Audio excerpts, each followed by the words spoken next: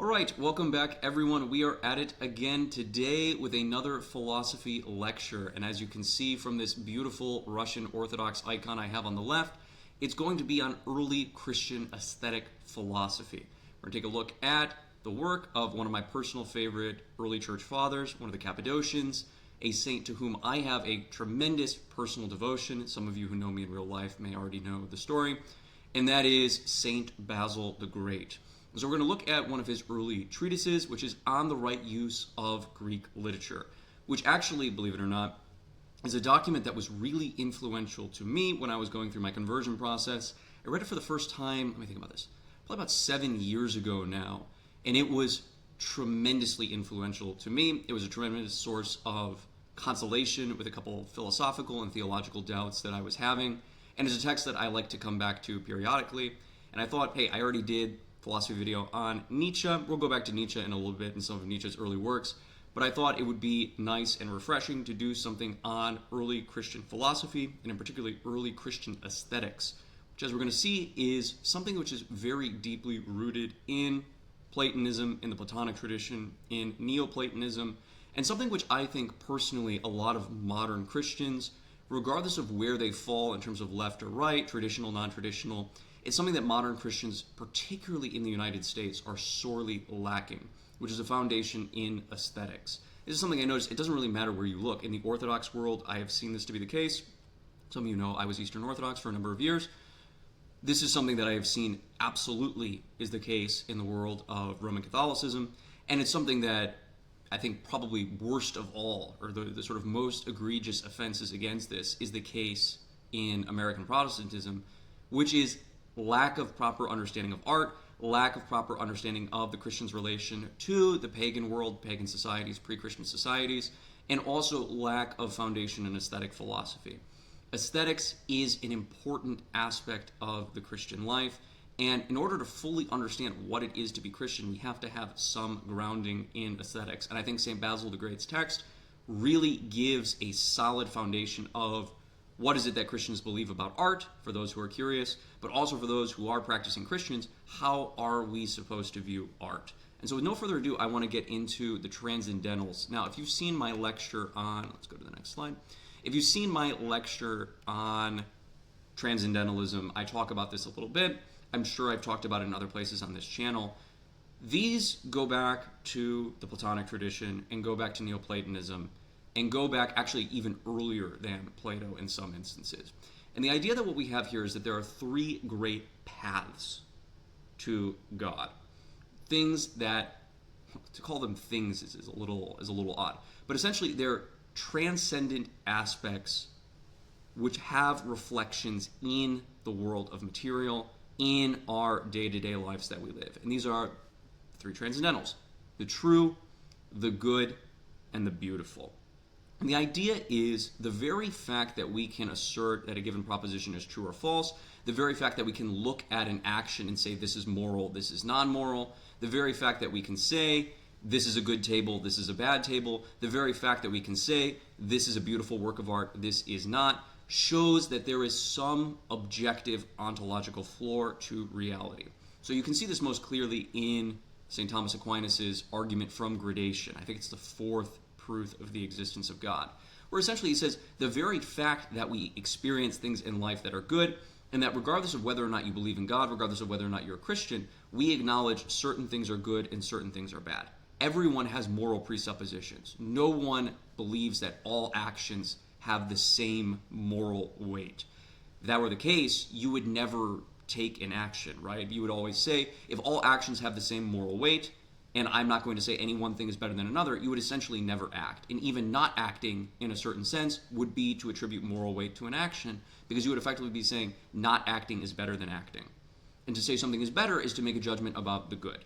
And so what St. Thomas Aquinas says is, look, we all are making judgments constantly about what is true, what is not true, what is good, what is false. Excuse me, what is good, what is bad, what is true, what is false. And so as a result of that, there has to be some epistemic floor. We have to have, one, an origin for where this idea of goodness comes from, and we have to essentially trace it back. So if I have a table and I attribute that table as being a good table, What I'm essentially saying is it functions at doing what a table does well. But what I'm doing is I'm abstracting out from the material properties of the table and looking towards a transcendent aspect of the table, which is this goodness. And so if we look at this idea of goodness, we go, well, we don't experience goodness in day-to-day sensual experience. We see reflections of it in objects that we deal with, but there must be some absolute goodness that exists somewhere. There must be some sort of absolute truth that exists somewhere that's not just immediate truth like, my name is Eric Diamond, or I have 2 hands, or I have 10 fingers. There must be some, again, ontological floor which we can, how should I say this? Which those ideas have their foundations in. And so for St. Thomas Aquinas, that's going to be the highest possible good, the highest possible truth, which of course is God. And what Aquinas is going to say is truth, goodness, and beauty are aspects of existence themselves. So for St. Thomas Aquinas, God is ipsum esse subsistens, the very nature of to be, the very nature of being itself. Being is true, being is good, being is beautiful. So for St. Thomas Aquinas, the highest possible good is going to have its origin, in fact, its identity in God. The highest possible truth is God. Think of how Christ says, I'm the way, the truth, and the life. And the highest possible beauty is also God. Because going back to Plato and then also through the Neoplatonists and into St. Thomas Aquinas, the idea is that truth, goodness, and beauty appear to be different in this life. But in fact, they're identical. What is true is also good. So if something is true, it is also morally good. And vice versa. If something is morally good, it is also true. Now, go back to beauty. If something is beautiful, it is also good. If something is beautiful, it is also true. These things cannot contradict each other. There is nothing which can be beautiful, which is not also true. There is nothing which is beautiful that is not also good. You see Keats allude to this at the end of the Ode to a Grecian Urn, right where he says, truth is beauty, beauty, truth, that is all you need to know. Famous set of lines.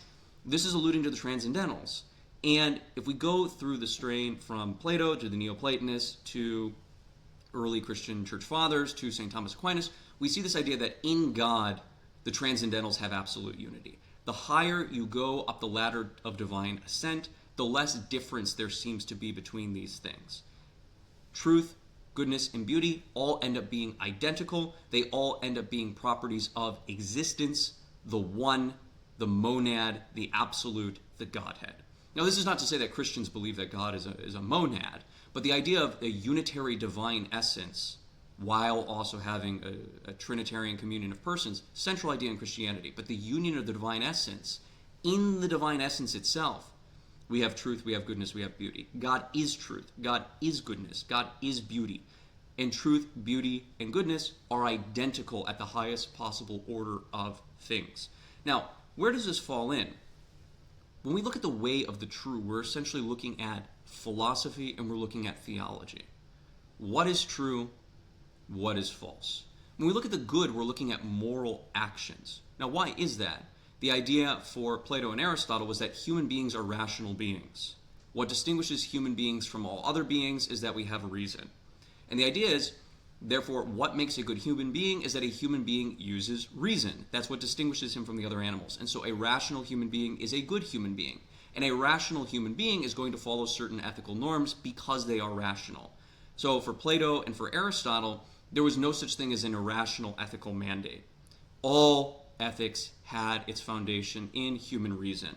They truly believed that you could come to any ethical norm by way of pure reason alone.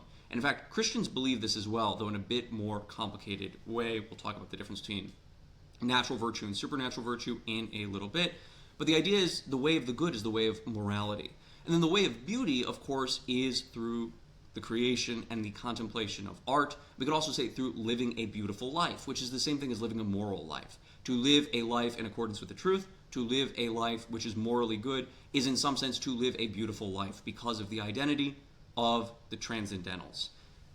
All of the early church fathers, St. Augustine, St. Basil the Great, St. Gregory of Nyssa, who's actually St. Basil the Great's brother, St. John Chrysostom, you could take your look at any of them.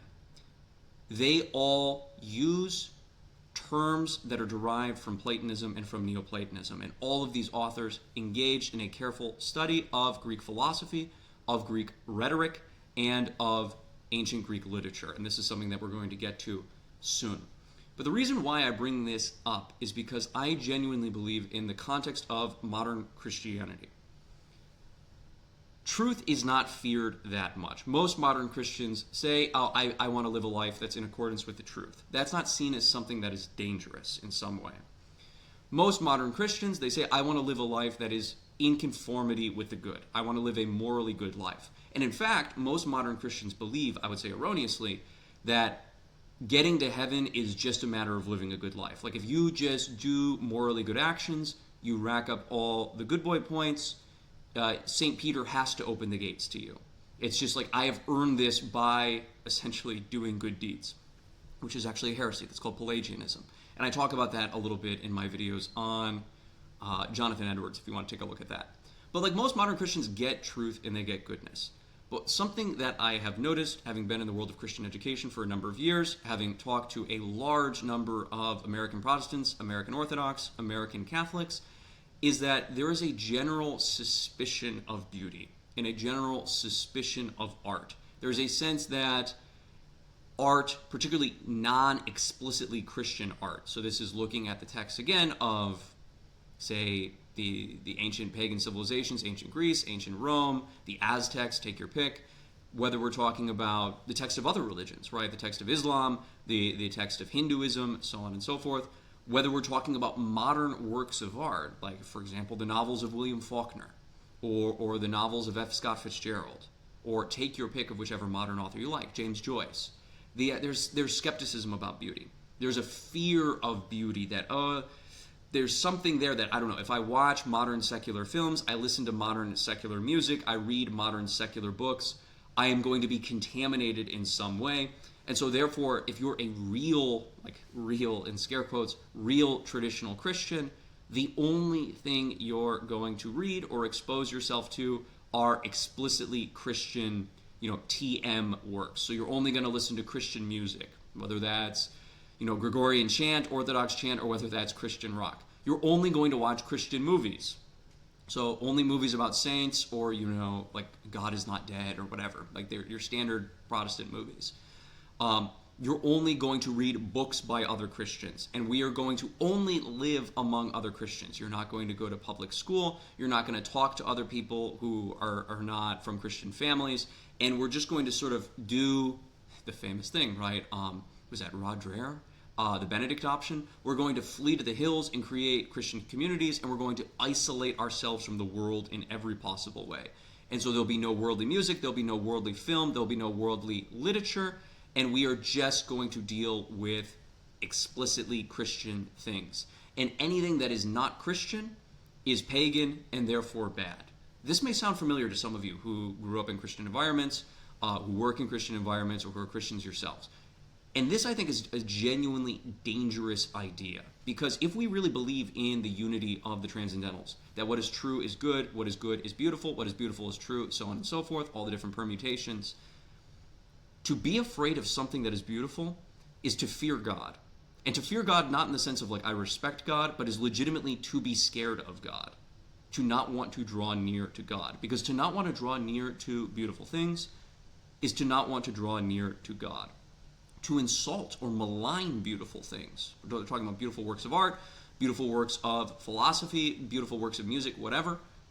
To malign them and say bad things about them is to malign and say bad things about the reflection of God that is present within them. Because all beautiful things, to the extent that they are beautiful, are reflections of the goodness, the truth, and beauty that is present in the divine essence. Or rather, that is identical with the divine essence. And this is something that I think is very dangerous. And it's why, when you look at the early church fathers, you see they did not have this attitude towards the ancient Greek world. Now, you will see some church fathers who are not part of the official canon of the early church fathers. Like Tertullian is a great example. I have a lot of respect for Tertullian. I love reading Tertullian. I think I've mentioned this in my videos on Jonathan Edwards. But Tertullian makes the famous claim, what does Athens have to do with Jerusalem? Meaning, what does the ancient Greek world, ancient Greek philosophy, ancient Greek literature have to do with Christianity? The Christian's job is to essentially reject all of those things outright, reject all of philosophy, reject all of the advances of Greek science, Greek medicine, Greek literature, and just focus on Christianity. Just sing hymns, read the Bible, go to church, and ignore anything that comes from the world.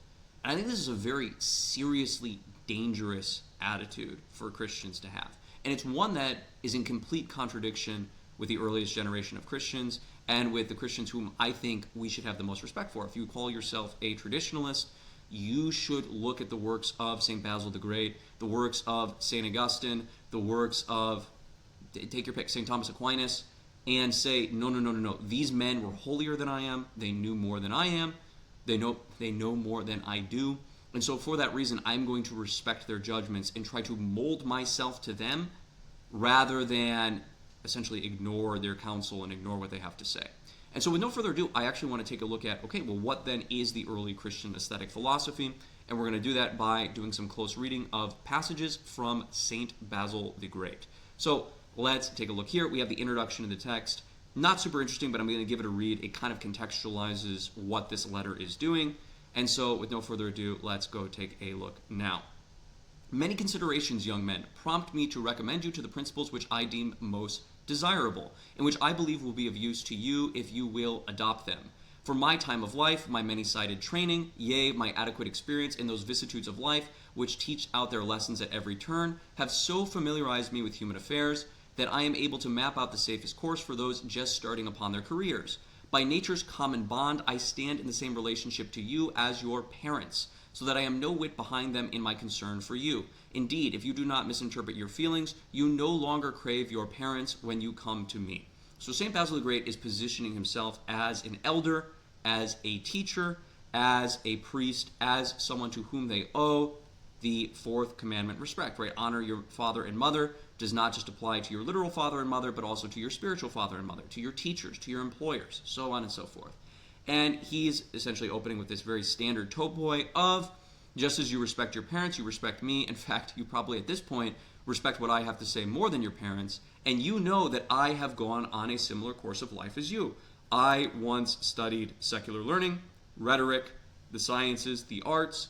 You, young men, are also engaged in the study of the sciences and the arts. And so allow me, who has some experience and who has gone through difficult things, to save you time, pain, and labor by describing to you what the proper manner of study is. This is the sort of central opening gesture. We read on. Do not be surprised if to you, who go to school every day and who through their writings associate with the learned men of old, I say that out of my own experience I have evolved something more useful. So he says, don't be surprised, like you who spend your time reading the classic authors, find that I, who have spent more time reading the classic authors than you all, who am more aged, who am more wise, have something really useful to offer to you. Now, this is my counsel, that you should not unqualifiedly give over your minds to these men as a ship surrendered to the rudder. Who are these men? He's talking about the classical authors here. He's saying, do not give your minds over to Cicero, to Plato, to Aristotle as a ship is surrendered to the rudder. There has to be a just order in the way that you approach classical learning. So he continues forward, to follow whither they list, but that while receiving whatever of value they have to offer, you yet recognize what it is wise to ignore. Accordingly, from this point on, I shall take up and discuss the pagan writings and how we are to discriminate among them. Okay, so the central idea of this text is, how are Christians to engage with the writings of the pagan pre-Christian world? Are they to be rejected entirely? And he says, no. Are they to be accepted entirely? He says, no. There is a via media. There is a middle way of moderation, of rationality, of restraint, and of prudence with which the Christian is to approach the text of the pagan world. And so he says, you are to take what is valuable from them, and yet you are to ignore what is not valuable from them. And this is going to be the central thesis of the text. Now, what is specifically meant by that? Let's read on and continue. Now he says, we Christians, young men, hold that this human life is not a supremely precious thing, nor do we recognize anything as unconditionally a blessing which benefits us in this life only.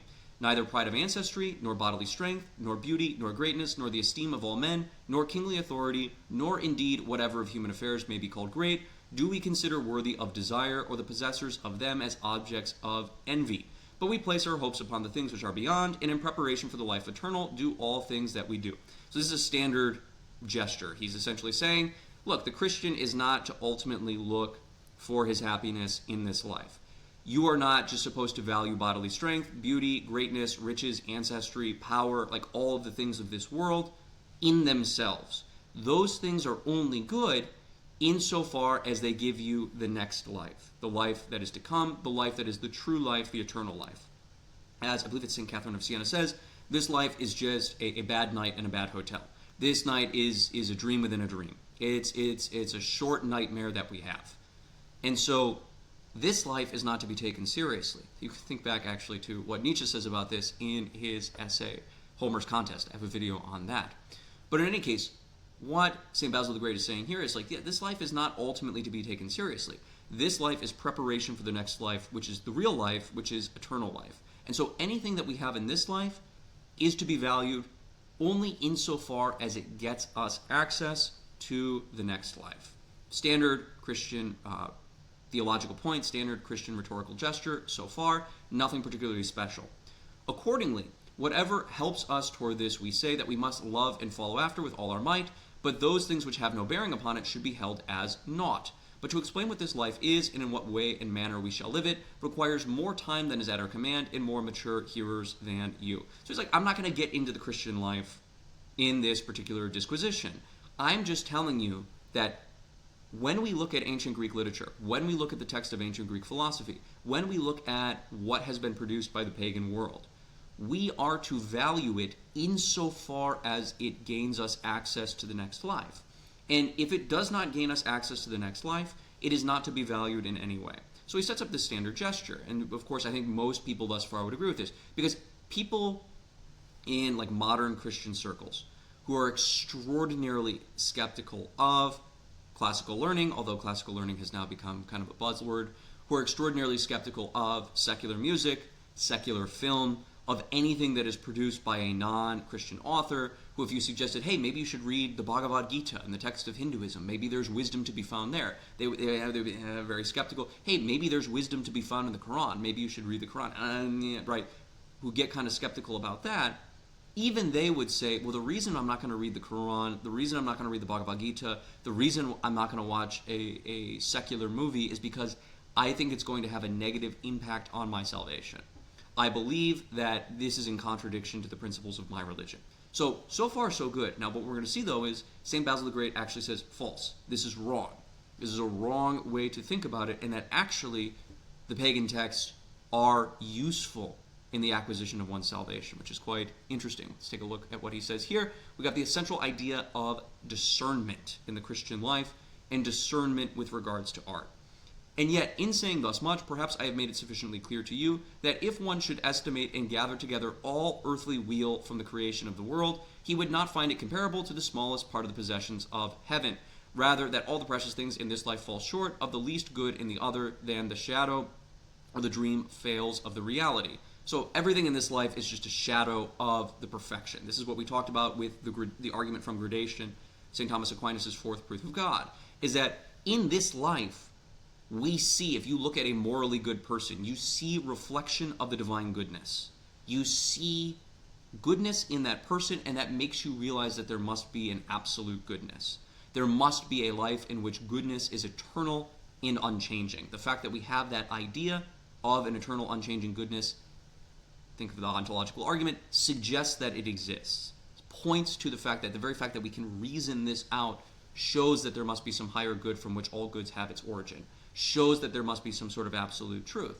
And so he's saying everything that we have in this life that is good, like riches are good, power is good, being beautiful is good, being intelligent is good, but those are just reflections of absolute goodness that we see in the next life. They're just reflections of things that we see in God. Standard Christian rhetorical gesture so far. Or rather, to avail myself of a still more natural comparison, by as much as the soul is superior to the body in all things, by so much is one of these lives superior to the other, okay? So essentially, he's effectively saying, he's like, look, we have to make a principle of discernment here. You have the things of the body, and you have the things of the spirit. You have the body, and you have the soul. And so the soul is superior to the body. That does not mean the body is evil, though. This is a standard Christian topos. The idea would be, like, look, if the body were evil, why would Christ have assumed a human body? Why do we get our bodies back at the Last Judgment? Why were Adam and Eve given bodies? The body is not evil for Christians. In fact, the belief that the body and that matter is evil is much more consistent with Neoplatonism, but much more consistent with Gnosticism and Manichaeism, which is one of the heresies that St. Augustine deals with early on in the Confessions. Beautiful book if you haven't read it. But in any case, the idea that the body is evil is alien to Christianity. God gave us bodies in the beginning, we will get bodies in the end. Bodies in this life experience change and degradation as a result of the fall, but that doesn't make the bodies themselves bad. It's the consequences the bodies suffer as a result of original sin. The body will be eternal in the next life, and the soul will also be eternal. But in spite of the fact that the body will be eternal and will be recuperated in the life to come, the soul is still superior to the body. The body has to be put in subjugation to the soul. So your soul should command your body and say, stop eating. You don't need to continue to eat.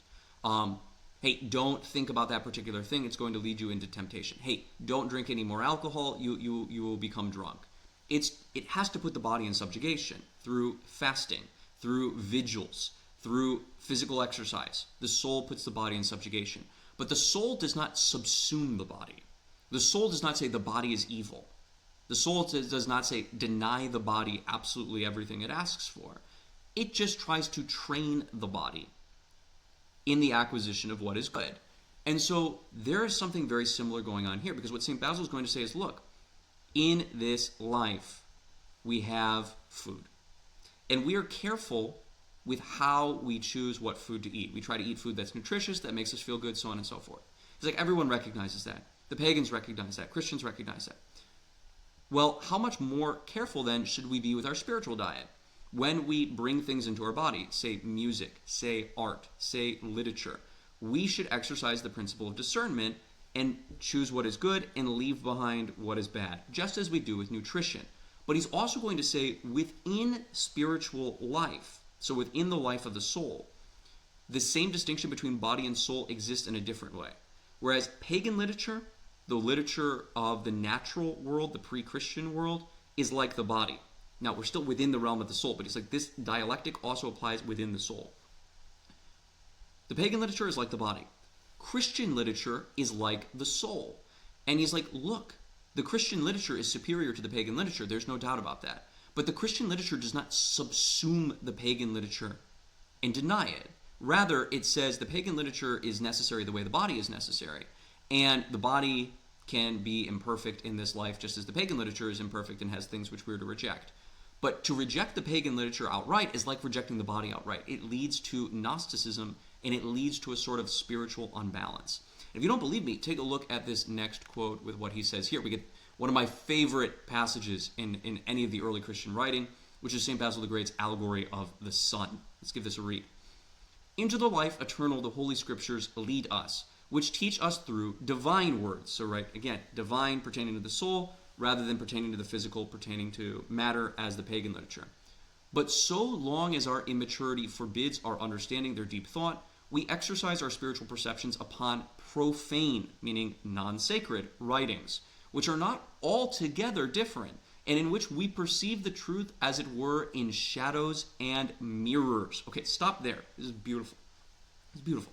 So he's like, look, in this life, we exist in a material world. We look out at matter, and we contemplate matter, and we see the shadows and reflections of things divine. When I look at a couch that is functional as a couch, I see reflections of goodness. That couch is good at doing what a couch does. It shows me reflections of an idea of absolute goodness. When I look at whatever, a mathematical proof that is true, its truth and its beauty remind me of the truth and beauty that is present at the absolute highest level in the divine essence, in the Godhead. And so everything in this life is a shadow or reflection of things divine. I think most people who have looked at Christian philosophy or have looked at Plato get this by now. If you have questions about this, though, I get that it can be kind of confusing. definitely put them down in the comments. And actually, just leave a comment anyway. I love reading comments. It's one of my favorite things is when someone leaves a comment. It's extraordinarily encouraging. I love reading comments. Anyway, continuing forward, most of you probably get this, but he's going to say this relationship is also true between the profane writings and the spiritual writings. It's like, look, the profane writings are like matter. When we look at the writings of Homer, when we look at the writings of Hesiod, we see reflections of Christian truth in Homer and in Hesiod, and they do not contradict the truth. Rather, they're shadows and reflections of a higher truth. So, is the Bible, sacred scripture, higher than Hesiod and Homer? Without a doubt. St. Basil the Great, of course St. Basil the Great is going to say this. But he's saying, do Homer and Hesiod contradict the Bible? Not in their entirety. Are there aspects of Christian revelation, of Christian truth, of Christian beauty, of Christian goodness in the pagan text? Yes, absolutely. St. Basil the Great, very clear on this point. Continuing forward. Thus, we imitate those who perform the exercises of military practice, for they acquire skill in gymnastics and dancing, and then in battle reap the rewards of their training. Okay, so we get this first metaphor. He's like, look, if you want to be a good soldier, the first thing you do, at least in the Byzantine world and in the ancient Roman world, in the ancient Greek world as well, is you study gymnastics and you study dance. Because once you've learned to discipline the body through gymnastics and dance, then it is that much easier for you to discipline your body in the highest trial, which are military combat. And so you start with what is easy, and that allows you to progress to military combat. Because if you started training for military combat immediately, and you have no degree of physical fitness, you're going to destroy yourself. You're going to destroy yourself. It's not that like you're not going to acquire, you will destroy yourself. That's why there's a baseline assessment and test of physical fitness to be able to enter the military.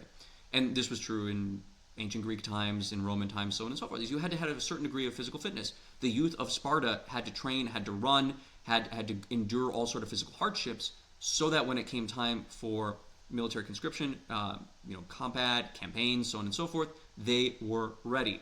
Well, he says, so too with the Christians. If you want to understand the Bible, and this is where Protestants, they get it all wrong, right? If you want to understand the Bible, you have to start by understanding the classics. Because without studying the wisdom that exists in pagan or even secular literature, you cannot understand the Bible. Which I would 100% agree with. He's like, the Bible is the equivalent of military combat.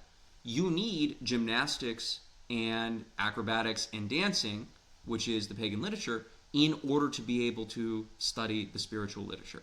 I think there is definitely something to this. And it's true. It's like the reason most people don't read the Church Fathers is because they haven't read Plato. The texts of the Church Fathers are very confusing unless you understand the distinctions that are made in Plato and Aristotle. And Plato and Aristotle become training to read the texts of the early Church Fathers. Without that training, the texts of the early Church Fathers are unintelligible. And what ends up happening is, this is true in all worlds. I'd say it's the least true in the Orthodox world, but it's still true in the Orthodox world, and it's definitely true in the Catholic world, and it's incredibly true in the Protestant world, is that to the extent that people still read the Bible, which, not everybody really reads the Bible anymore, but to the extent that people really read the Bible, they're just kind of spitballing it. They're just kind of, this kind of, it's what makes sense to me. This is my interpretation. I mean, when you get into everybody get into a circle Bible study classes type of things, nobody's saying, well, let's go see what St. Augustine says. Let's go through, a philological excursus about what this particular word means. Let's go look at some commentaries. It's like people are like, this is what this verse means to me. Well, why? Because they haven't had gymnastics and because they haven't had the military training. Without the basic training that comes from understanding how to interpret literature, understanding how to interpret philosophy, the most basic fundamental thing. Can you interpret normal basic philosophy? Can you interpret normal basic literature? Well, then how are you going to interpret the greatest literary philosophical work there is, which is a sacred text, which is the Bible, which is the product of the divine itself? You think you can't understand Hamlet, but you can just waltz into the New Testament and understand what's going on? Get out of here. No, you can't. It doesn't work like that. Anyway, this is what St. Basil the Great is saying, is that this is preparation for the understanding of Holy Scripture. We must needs believe that the greatest of all battles lies before us, in preparation for which we must do and suffer all things to gain power. Consequently, we must be conversant. We must be. Okay, we must be, and I'm going to make a commentary after this. Consequently, we must be conversant with poets, with historians, with orators, indeed with all men who may further our soul's salvation. Okay, so first off, secular poets, pagan historians, the pagan orators, the pagan politicians, Solon, Herodotus, Hesiod, Homer, you must be proficient with them. Why? Proficiency with them will further your soul's salvation. St. Basil the Great is explicit. Read that sentence again. This is what furthers your soul's salvation. Consequently, we must be conversant with poets, with historians, with orators, indeed with all men who may further our soul's salvation.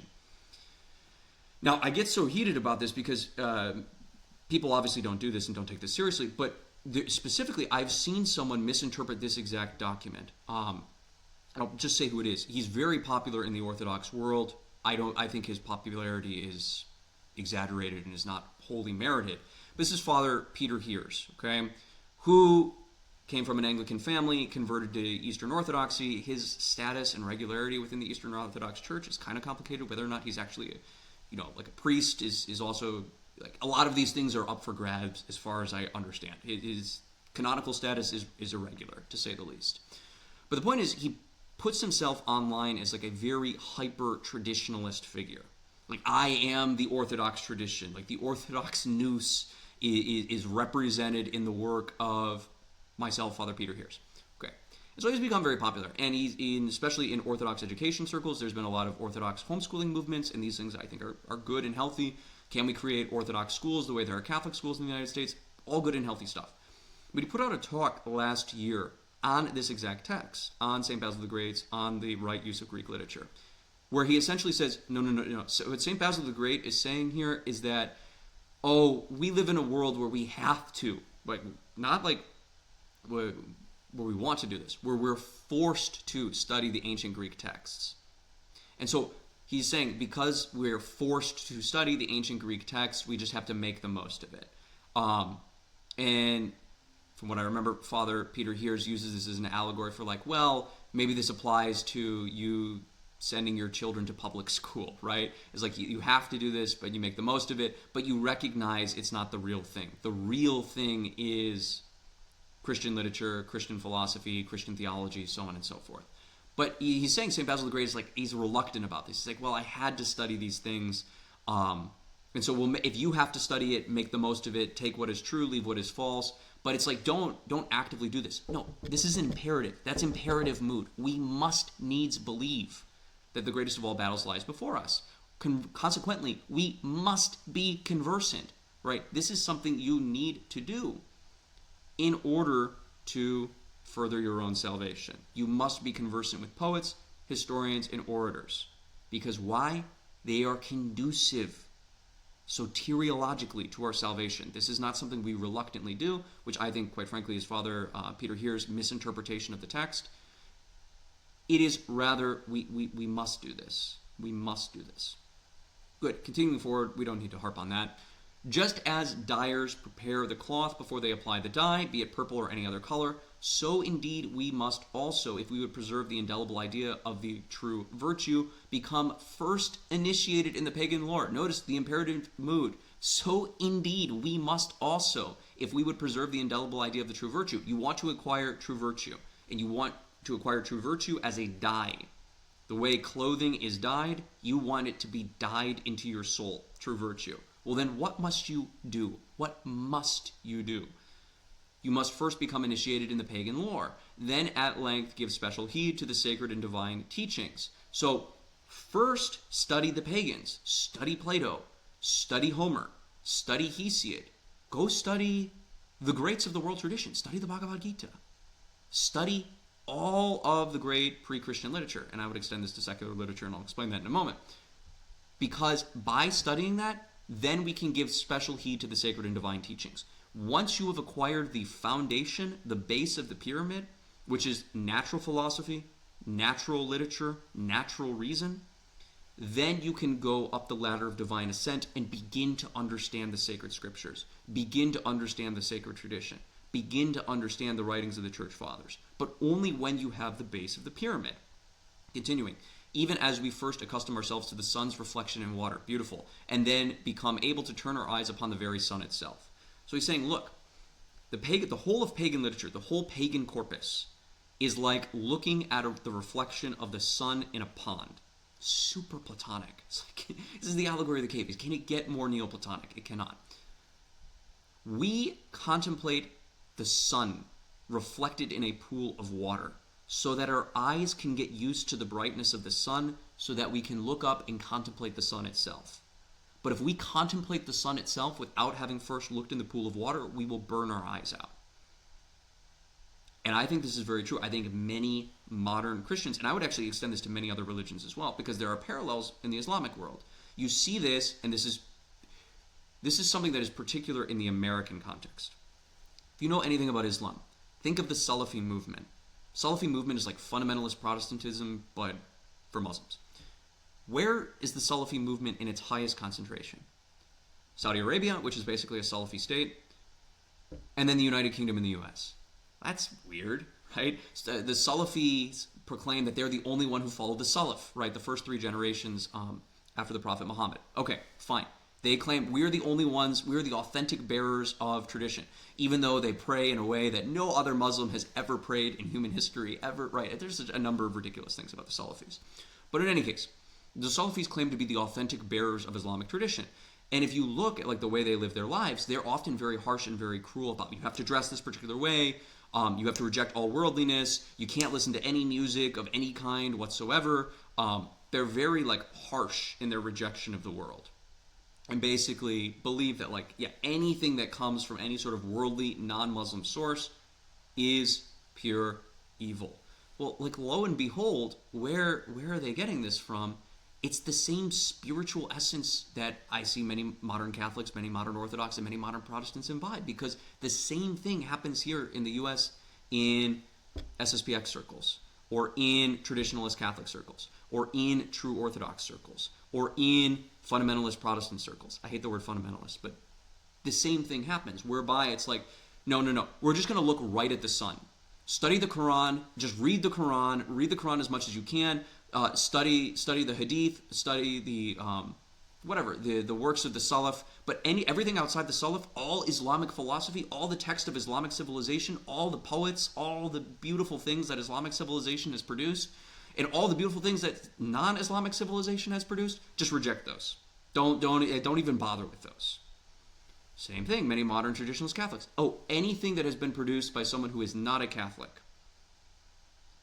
that's to be treated with, that's, pagan, treat it with suspicion. No. St. Basil the Great.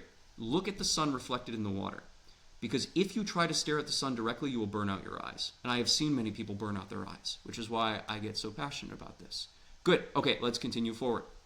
Scriptural precedent for this, and this is what I find very interesting, is that St. Basil the Great is not just giving this on his own authority. He's saying, no. This is what the Scriptures tell us to do. The Scriptures tell us to start with the pagan wisdom and then ascend to the divine wisdom. They do not say start with the Bible. They do not say start with the text of the Church Fathers. They do not say start with the most sacred wisdom you have and ignore the rest. He's actually saying the sacred Scripture itself tells you to start with the pagan wisdom. How? Let's give this a read. If then there is any affinity between the two literatures, a knowledge of them should be useful to us in our search for truth. If not, the comparison, by emphasizing the contrast, will be of no small service in strengthening our regard for the better one. With what now may we compare these two kinds of education to obtain a simile? So he's like, I'm going to give you another simile or another allegory to compare the pagan education and the Christian education. Just as it is the chief mission of the tree to bear its fruit in its season, though at the same time it puts forth for ornament the leaves which quiver on its boughs, even so the real fruit of the soul is truth, yet it is not without advantage for it to embrace the pagan wisdom, as also leaves offer shelter to the fruit, and an appearance not untimely. It's like, look, what is the goal of the tree? The goal of the tree, or the telos of the tree, if you want to get philosophical. What is the end to which the tree is created? The end for which the tree is created is to produce fruit that feeds animals and human beings, the higher beings. Essentially, the tree exists to feed higher beings, to produce fruit. Why does an orange tree exist? To produce oranges. Well, what if the tree only focused on producing oranges? No trunk, no stems, no roots, no foliage, no leaves, no anything, no flowers. We're just going to produce fruit. Well, that tree would never get off the ground. It would burn its eyes out looking at the sun, would it not? The tree would never get off the ground. What St. Basil the Great is saying here is the tree also needs leaves. The leaves protect the fruit. They give it shade from the sun. They also, we now know, right, the leaves, they feed the tree, they give it energy, so on and so forth. But he's saying the goal is not just to produce the fruit. The goal is to do everything which serves the production of the fruit.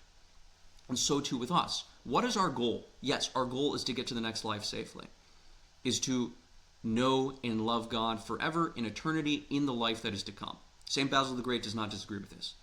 But in order that we may know and love God in the life to come, we cannot just focus on the fruit. We cannot just focus on the next life. We also have to focus on the things in this life that are conducive to that goal. So eating would be like a prime example, right? Fasting is good, but at some point you have to eat. If you don't eat, you can't pray. If you don't eat, you can't do good acts of kindness to your neighbor. You have to eat. You have to eat. You have a body, right? Same thing here.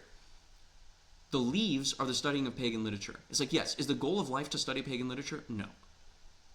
But the production of leaves that come from the studying of pagan literature serve the fruit. The reading of pagan literature serves you in your studies of Scripture, serves you in your prayer, serves you in your understanding of the tradition, serves you in your understanding of the church fathers, and it serves you in the Christian life. You need the leaves in order to produce the fruit. This is what St. Basil is getting at with this simile or allegory. Now, the scriptural precedent, that Moses, whose name is a synonym for wisdom, severely trained his mind in the learning of the Egyptians and thus became able to appreciate their deity. Okay, this is fascinating, right? It's very difficult to imagine a sort of modern self-proclaimed traditionalist talking this way, but he's saying, look, Moses studied the works of the Egyptians. He studied Egyptian mythology, he studied Egyptian poetry, Egyptian literature. And we do, that's in the book of Exodus. Why would he have studied those things if they were evil? He studied them precisely because in the appreciation of Egyptian culture and the best that Egyptian culture had to offer, this offered fertile ground for his faith in the one true God. Similarly, in later days, the wise Daniel is said to have studied the lore of the Chaldeans while in Babylon, and after that to have taken up the sacred teachings. So again, Daniel, who is revered as a saint, studied the Babylonian wisdom, the wisdom of the Chaldeans, their astronomy, their sciences, their poetry, in order that later he may understand the sacred teachings. So the pagan is the body. The Christian is the soul. The pagan literature is the flesh.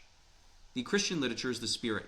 You cannot be all spirit and just devour matter, nor can you be all matter. Both of those are errors. So if you only study the pagan literature, that's an error. If you only study the spiritual literature, that's an error. But to study both and have them feed each other and nourish each other with the understanding that the Christian literature is superior, but that it requires the material, physical literature of the pagans, that is the proper understanding of art. That is the proper understanding of art. Continuing forward, we get the next allegory, another really beautiful allegory. Here, the allegory of the bees. But on the other hand, we shall receive gladly those passages in which they, and here he's talking about from the pagans. Because he's saying effectively earlier, he says, look, there are things in the pagans we have to reject. Do the pagans believe in multiple gods? Yes. Well, we reject polytheism. Are there aspects of the pagan literature which encourage vice? Yes, we reject those. Do we censor the passages? Interestingly, he says no. The passages are not to be censored. They are to be read in their original. They're just to be rejected. So this whole censorship, and that's not part of it.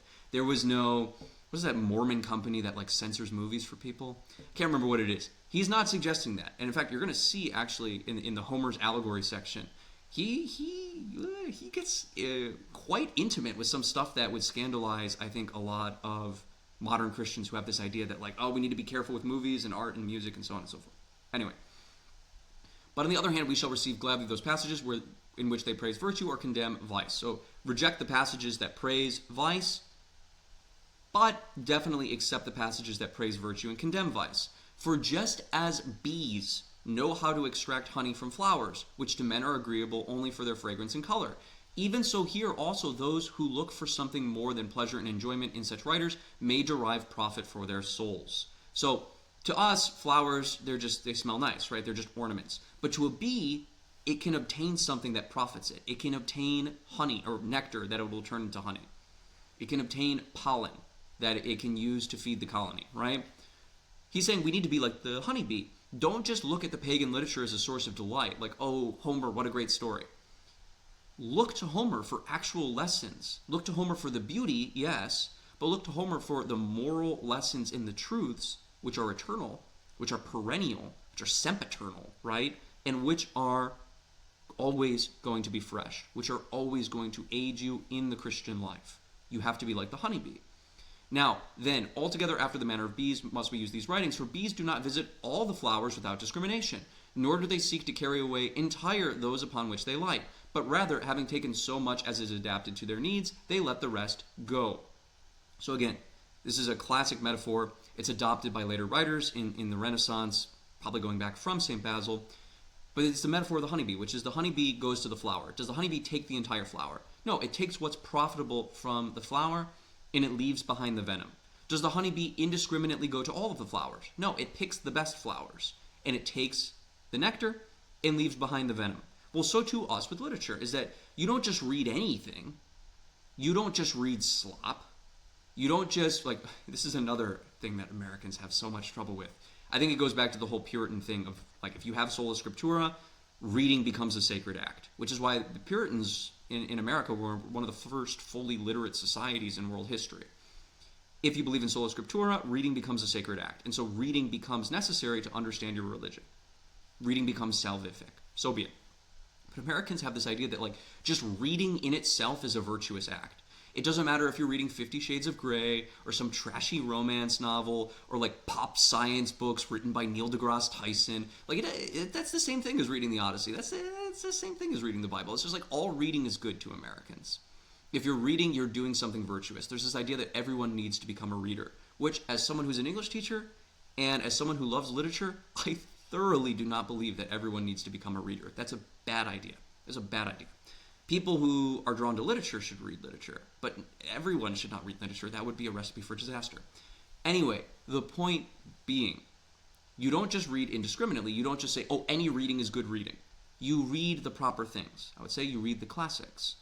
And you don't just say, oh, everything that's in a classic work must be good.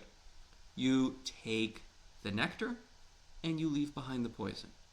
I can read Homer without becoming a polytheist. I mean, this is what it ultimately comes down to. It's like, if you suggest, whatever, in like a fundamentalist circle, like, hey, maybe your 16-year-old child is looking for things to read. Maybe instead of giving them another like bad Protestant book, like God is not dead, but in book form, where it's like the atheist is the bad guy, and he has to like the Left Behind series is the classic example of that, right? Like maybe instead of reading propaganda, which is not even beautiful, right? I mean, to the extent that it's not beautiful, it's in contradiction to God anyway, right? Anything that is ugly is in contradiction to God if you believe in this idea of the unity of the transcendentals. But in any case, like, hey, maybe instead of reading more propaganda, maybe they should read the Bhagavad Gita, maybe they should read the Upanishads, maybe they should read the Ramayana. My goodness, the Ramayana is beautiful. Oh, but like, what? That's pagan. Are you afraid that they're going to become a Hindu if they read the Ramayana? I mean, it becomes ridiculous at a certain point. No, you act like the honeybee. You act with wisdom. You go to the flower. You take the nectar, the virtue, the beauty, the wisdom of these ancient texts, and you leave behind the poison. We don't need to be afraid of becoming Greek neo-pagans if we teach our children Homer. This is ridiculous. And so I find St. Basil the Great, I find this such a breath of fresh air. Maybe there's someone in the audience who understands what I'm talking about. If you do, definitely leave a comment. I would appreciate that greatly. Anyway, and we get one more metaphor. So we, if wise, shall take from the heathen books whatever befits us and is allied to the truth, and shall pass over the rest. And just as in culling roses, we should avoid the thorns, for such these writings as we will gather everything useful and guard ourselves against the noxious. So again, roses have thorns. You don't grab the thorn, you grab the rose. So too here, don't grab what is evil, grab what is useful, the allegory of the bees. Now, we get another really interesting allegorical interpretation. So one thing worth getting at here, I'll skip ahead a little bit. Who does St. Basil cite from in this essay? In this essay alone, he is citing chapter and verse from, because there's almost no biblical quotation in this essay. It's very light on biblical quotation. He is citing from almost chapter and verse from Homer, Hesiod, Herodotus, Plato, Xenophon, Cicero, Porphyry, Plutarch, and Prodicus. Okay, and there are others too. This was just a quick list I put together. And we have this wonderful quote which heads it: "One who has been instructed in the pagan examples will no longer hold the Christian precepts impracticable." Why? Because the pagans did great and extraordinary things even without Christian revelation. Well, how much more then can Christians do with the assistance of the grace of God and the sacraments? True. But the point is, he cites from a lot of pagan authors, and he cites them chapter and verse. He has clearly memorized these authors, and he clearly believes it is meritorious that he has memorized them, and he offers them to the reader, or to the listener in this particular case. He's saying, no, look. Here, I can cite all the great authors of the Greco-Roman tradition, primarily Greco in this case. There's not a Cicero, I think, is the only Roman author we have on here. Anyway, I can cite all the Greek authors just as well as anyone else, but I am doing this to show you that the ultimate goal of reading these texts is to understand the Christian revelation, understand Christian wisdom. Now, going back though, it's interesting to see that his interpretation of some of the more scandalous elements of these texts is actually totally in line with Christianity. Because one of the things you might think is like, okay, he's saying like the bad stuff that happens in Homer, we should just like read it and go, oh, that's not good, and ignore it, right? So, for example, in the Odyssey, which I've just been teaching a couple students the Odyssey actually, and been going over it again for the first time in a very long time. It's a joy being older and reading the Odyssey again. Older in a sort of relative sense. I just turned 30, but reading the Odyssey again has been a delight. But it's like it's true. There's tons of bawdy, non-virtuous things that happen in the Odyssey, like the trap that Hephaestus leaves for Ares and Aphrodite, right? Aphrodite cheats on him, makes him a cuckold with Ares, and you get the funny little story about that. It's humorous, but clearly there's nothing super virtuous about it. And you would think, okay, what St. Basil the Great is saying is we just like ignore the bad things and take the good. But what's interesting is he's actually suggesting taking the bad things and giving them a good meaning. Look at this particular text. I find this fascinating. He's giving a reading of the moment, I think this is book 7 or book 8 of the Odyssey, where Odysseus lands on the island of the Phaeacians, and he's naked. He has nothing left in the world. All of his men have died. Hermes has gotten him out of Calypso's island, but there was a massive storm. He's naked. He's beaten up. He has not eaten in a long time. He's weak. He has no earthly possessions left. He has nothing. He has not a man, not 2 pennies to rub together. He has nothing in the world when he lands on the island of the Phaeacians. And he goes up to the sacred forest of Athena, where, fortunately, Nausicaa and her handmaidens, her slaves, they're bathing. Now, they're there bathing and they're having a picnic. So they wash all their clothes, they take a bath, and then they're playing ball with each other. They're playing a game of ball, and they're going to have a picnic. And they're all naked. They're not wearing any clothes. Because why? The ancient Greeks understood segregation of genders. Okay, so they believed there was a total segregation between the genders in public life. This was the ancient Greek belief. And so the women, they were in a place where they thought there would only be other women. They would never be seen by a man there. Or if a man were to be there, it would be an enormous transgression. So be it. Nausicaa, the princess, and her handmaidens or slaves, they're playing ball there naked. Now, Odysseus is also naked, right? He's sleeping in a bush, and he hears them playing, and he wakes up, and they have a conversation between the two of them, between Nausicaa and Odysseus. Now, you would go, under normal circumstances, like, okay, this is excessive, this is fantastical, this is almost like a fantasy put into literature, right? Where Odysseus, the handsome man, meets this beautiful princess who's not wearing any clothes, and there's all these other women around in this sort of idyllic, bucolic setting where they're playing ball, they're not wearing clothes. It's like clearly this is not a good thing, right? Odysseus is a married man, right? Like there's all these problems in moral entanglements. But St. Basil the Great, far from saying like, oh, we should read over this part. It never says we should censor this part of the Odyssey. Nor does he say we should just like ignore this part of the Odyssey. Nor does he say like you should go, oh, this is bad, and then go back to the good parts of the Odyssey. He actually takes this part of the Odyssey and reinterprets it allegorically to give it a good meaning.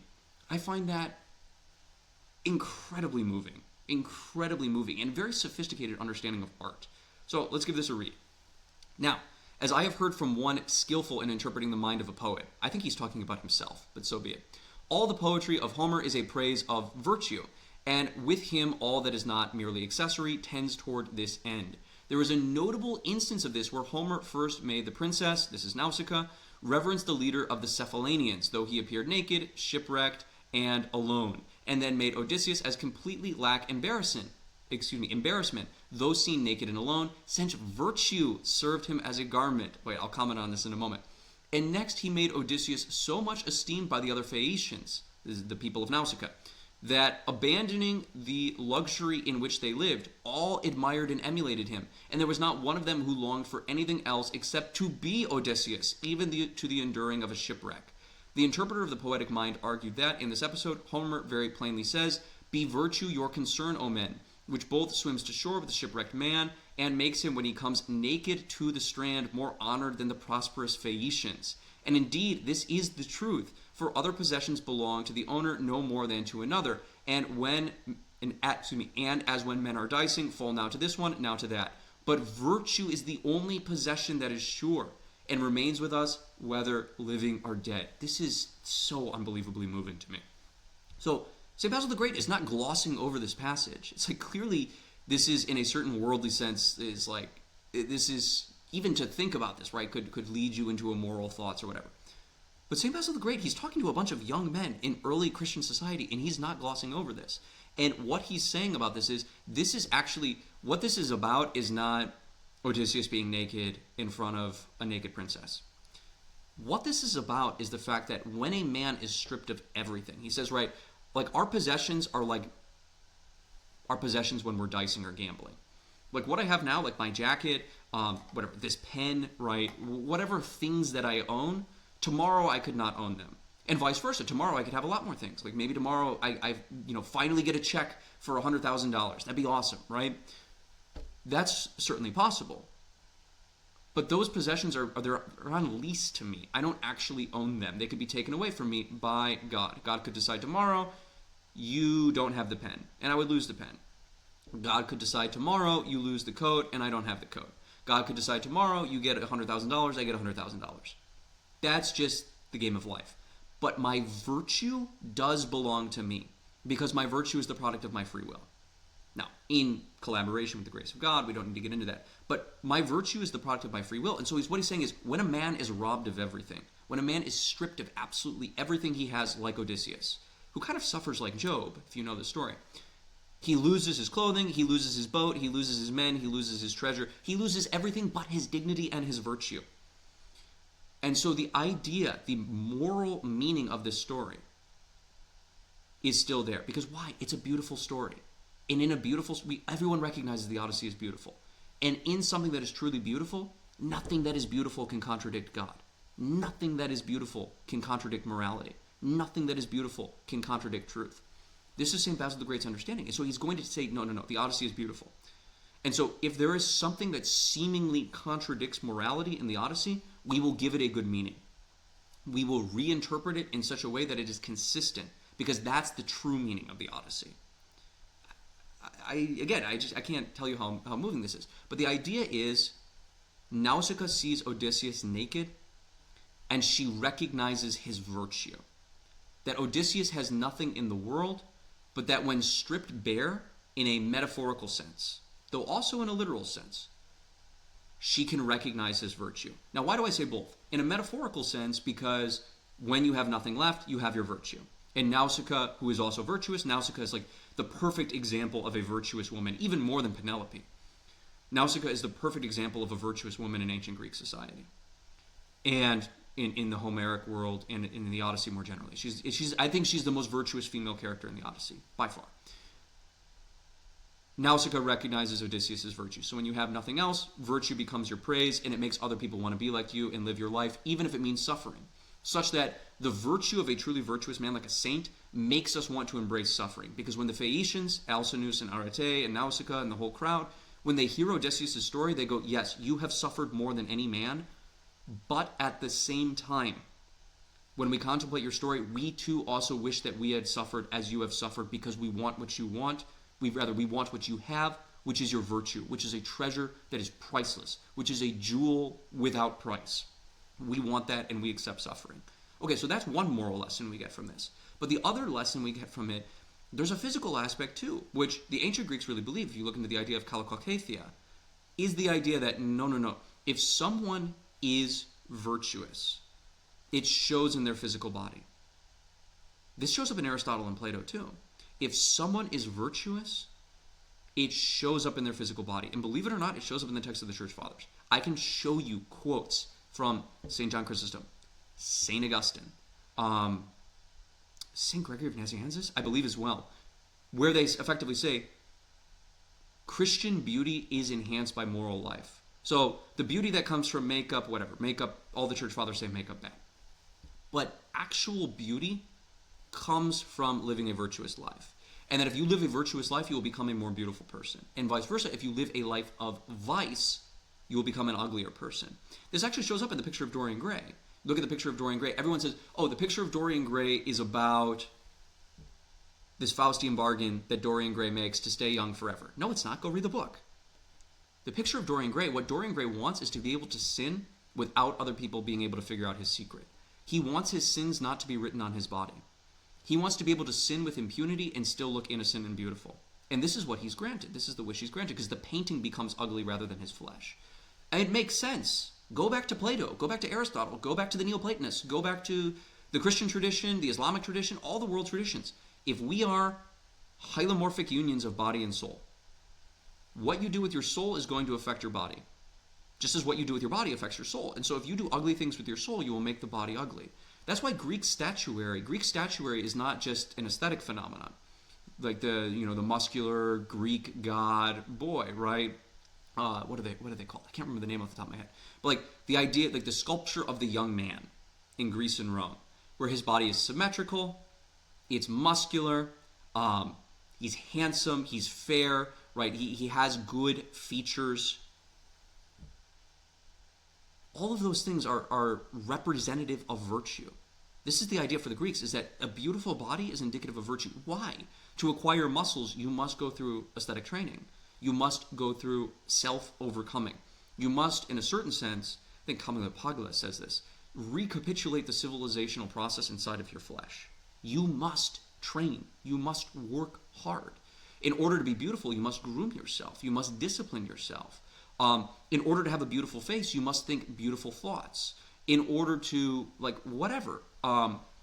If your body is symmetrical, it suggests balance of the body, which also suggests balance of the mind. Even small things, like for example, one question people have when they look at Greek statuary is they always go, and this is a little of prurient interest, right? But they always ask, why do all the statues depict men with flaccid penises and that are typically smaller than normal, right?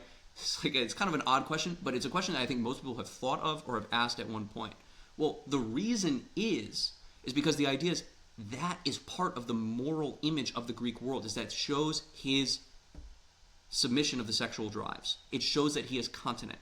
It shows that he is chaste. It shows that he has dominated the lower passions and used that energy and sublimated it into a beautiful physical form. This is the idea. And so Odysseus, being someone of noble birth, being someone who has gone through the process of self-overcoming, who has gone through much suffering, his physical form is reflective of this, is reflective of the moral beauty that's inside of him. And so when Nausicaa sees him and reflects on him, even physically, she is capable of understanding that Odysseus is a good and virtuous man who is not going to hurt her, who is not going to rape her or take advantage of her, who is not going to abuse her in any way. He is just a good and noble man whom she should assist, and whom she has a duty to assist by the Greek understanding of xenia or hospitality. But that also is reflective of a moral truth. It's a phenomenal reading of the passage. Again, you can tell I like allegorical readings of passages in general, but the medieval Christian world and the early Christian world was much more, how should you say, inclined to this type of allegorization. And I think it's something that modern Christians could stand to pick up on, is to go, okay, just because a work of art involves something that on the surface seems bad, it's a work of art that talks about adultery. I had someone once tell me that The Scarlet Letter was not suitable for 16-year-olds because of its depiction of adultery. That's the type of stuff that I'm sort of talking about in this particular lecture. Or we can't watch a film because there's a naked body in the film. Or we can't watch this film because it seems to glorify this particular thing. Or whatever. Take your particular pick. There's a way to reread those things and say, no, we can be like the honeybee. We can take what is good, we can leave what is bad. We can see what is bad, and we can give it a good meaning to preserve the thing which is beautiful. Because this is what St. Basil is ultimately doing, is saying, I would rather give a good meaning to something bad than discard something good and beautiful and blaspheme God by the discarding of the beautiful thing. To say something bad about Homer is to say something bad about God, because Homer wrote beautiful poetry. And if I reject the poetry of Homer, I reject the reflection of God that exists in the Homeric corpus. Without par. I hope I've explained myself. If for some reason, I know I kind of went on at length about this, I get passionate about this particular topic. If for some reason I have not explained myself, leave a comment. I would be happy to clarify any of the points that I've made so far. We got a couple more quotes that I want to look at here, and then we'll close this out. So the next one, seek knowledge. I love this. So this is towards the end of the essay. He says, the precept of the poet which bids us add little to little must be taken as applying not so much to the accumulation of riches as of the various branches of learning. So again, he's interpreting one of the pagan poets who says accumulate little by little. On a sort of material plane, the poet is talking about money. But St. Basil is going to re-allegorize this and say, no. We interpret this to be about the acquisition of virtue, not of actual riches. In line with this, Bias said to his son, who, as he was about to set out for Egypt, was inquiring what course he could pursue to give his father the greatest satisfaction, store up means for the journey of old age. By means, he meant virtue, but he placed too great restrictions upon it, since he limited its usefulness to the earthly life. For the journey of this life eternal, I would advise you to husband resources, leaving no stone unturned, as the proverb has it, whence you might derive any aid. From this task we shall not shrink because it is hard and laborious, but remembering the precept that every man ought to choose the better life, and expecting that association will render it pleasant, we shall busy ourselves with those things that are best. For it is shameful to squander the present, and later to call back the past in anguish when no more time is given. So again, he's saying, we're going to interpret this poem allegorically to talk about the acquisition of virtue. And he's saying, you young men, store up means for the journey of old age, meaning prepare for death. You're going to die, you're going to go on to the next life. So store up a treasury of virtue. But in order to store up the treasury of virtue, he says, leave no stone unturned. Seek virtue, seek knowledge, seek wisdom wherever it is to be found. Even if it's the pagan text, even if it's the Bhagavad Gita, the Ramayana, the Quran, I would extend secular film, even if it's the pagan literature. If there is virtue to be found, take it. Be like the honeybee. Take the nectar, leave behind the poison. Seek virtue wherever it's to be found. It reminds me, actually, of one of my favorite hadith. So if you don't know, the corpus of hadith are the sayings of the Prophet Muhammad. And one of the hadith that I've always found most moving and most beautiful is seek knowledge even if it be as far as China. Seek knowledge even if it be as far as China. It's a beautiful hadith. It's truly a beautiful hadith. And what it's effectively saying is, seek knowledge wherever it's to be found. Knowledge, it is imperative for the believer to seek knowledge. And so knowledge is a reflection of God. Wisdom is a reflection of God. Virtue is a reflection of God. Goodness is a reflection of God. And so seek those things wherever they're to be found. Do not have bias. Do not be prejudiced against particular sources and say, oh, that's pagan. Oh, that's secular. Oh, that's worldly. And discard wisdom. Because in discarding that wisdom, or worse, blaspheming against that wisdom, railing against that wisdom, saying bad things against that wisdom, you are saying bad things against God. So St. Basil the Great says, seek wisdom, seek virtue, seek knowledge where it's to be found. Seek knowledge, even if it be as far as China. It's a beautiful thought and a beautiful idea. Something that I myself try to do in my own life. And so the conclusion of this passage, let's take a look here. In this treatise, I have explained to you some of the things, this is the last paragraph, which I deem the most to be desired. Of others I shall continue to counsel you so long as life is allowed me. Now, as the sick are of three classes, according to the degrees of their sickness, may you not seem to belong to the third or incurable class, nor show a spiritual malady like that of their bodies. So he's going to equate spiritual maladies and physical maladies. You notice, consistent gesture here. The physical, the spiritual. What we see in the physical world is a reflection of spiritual truths. And so here he says what we can see in physical maladies are reflections of spiritual maladies.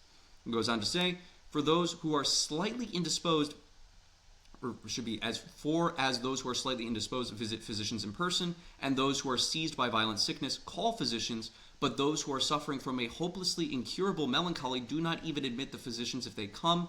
May this now not be your plight, as would seem to be the case, were you to shun these right counsels. So he says we have three degrees of sick people. If you're slightly sick, you go to the doctor. If you're very sick, you ask the doctor to come to you. But if you're so sick, you're despaired of living, you don't call a doctor at all. And so he says, don't be of the third class of people. Why is he talking about despair? Because he's talking about the despair that comes from people trying to reject the pagan literature. He says, don't despair. Go to the physician. Who is the physician? St. Basil is saying, I am the physician. I am the physician. Heed my counsel. What does the sick patient do? He listens to the doctor. And he says, if you wish to heal your souls, you should heed my counsel about the right use of Greek literature. The wrong use, on the one hand, would be to only trust the pagan wisdom and to reject the Christian wisdom. The other wrong course would be to accept only the Christian wisdom and to reject all of the pagan wisdom. He says both of these are bad counsels.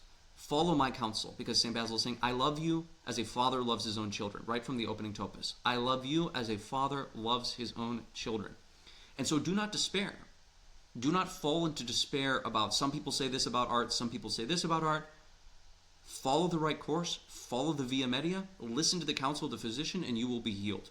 And I tell you, at one particular moment in my own life, that was very good counsel for me to be hearing. Now, I'm going to leave off with this final note, this last quote. You can see here on the right, this is one of my personal favorite authors. I'll move so you can see him a little bit better. This is Father Leonardo Castellani. Some of you know I've translated a good amount of his work, still working on some translations, trying to find some time to do that and eventually publish it. But he's one of, I think, the great spiritual masters of the 20th century, one of the most important Roman Catholic artists, intellectuals, philosophers, theologians of the 20th century, and possibly of all time. I mean, I really think his work is that important. Hasn't really been translated into English. He's not really well known outside of Spain and Argentina either. But one of his central ideas is the fight against Pharisaism and fanaticism, which Father Leonardo Castellani thought this is actually the most dangerous thing that we're going to come up against in the present for Christians. He lived during the 50s, 60s, 70s. Primarily lived and wrote during the 40s, 50s, and 60s, and 70s. So this is what we're going to come up against. This is what we're fighting now, and it's only going to get worse as we approach the eschaton, essentially. And most modern Christians, when I try to explain this to them, they're like, what are you talking about? The problem is lukewarmness. The problem is people don't even go to church. The problem is people don't even believe the sacraments. What do you mean the problem is fanaticism? Because they equate fanaticism, and this is actually part of the problem. They equate fanaticism and Pharisaism. They're like, oh, people who say this person's a fanatic or this person's a Pharisee, that's because they're lukewarm. That's a sign of their own lack of faith. And so they equate being a Pharisee or being a fanatic with being a good Christian, as just having zeal, as having piety. Those are not the same thing. And I actually want to get into, real quick, to end this particular lecture, Father Leonardo Castellani's definition of Pharisaism and fanaticism, because I think it's actually very close to what St. Basil the Great is talking about with the view that we have to reject of Greek literature, that all Greek literature is bad. Let me give this a read real quick. I'll explain myself, and we will call it a lecture. Every Pharisee is a fanatic, but not every fanatic is a Pharisee. What is fanaticism? It consists in putting religious values above everything else, something which is good, and then suppressing or deprecating all other possible values, something which is bad. Religious values are certainly the highest of all, being the peak of the pyramid of human values. But a pyramid cannot be all peak. This peak must be sustained by a base or foundation. If you were to climb up to the peak and then have the foundation taken out from under you, both you and the peak would fall, and the peak would no longer be a peak. Thus the fanatic is very religious, or at least so he thinks, but he carries on despising everything outside of his narrow frame of reference, including science, art, nobility, and even the most natural human virtues such as talent, genius, and the spirit of enterprise. His religion runs its mouth, as we would say. There exist today religious, meaning those of the religious orders, monks, nuns. There exist today religious who believe themselves to be good monks, and who yet go on despising the better part of humanity, despising other religious orders, despising married couples, or despising even the sacrament of marriage itself. They're fanatics. I love this quote. And so what he's saying here is he's like, look, key aspect of Pharisaism, which is a longer conversation, is fanaticism. And what is fanaticism? Fanaticism is saying only the top of the pyramid matters. Only the supernatural virtues and supernatural things matter.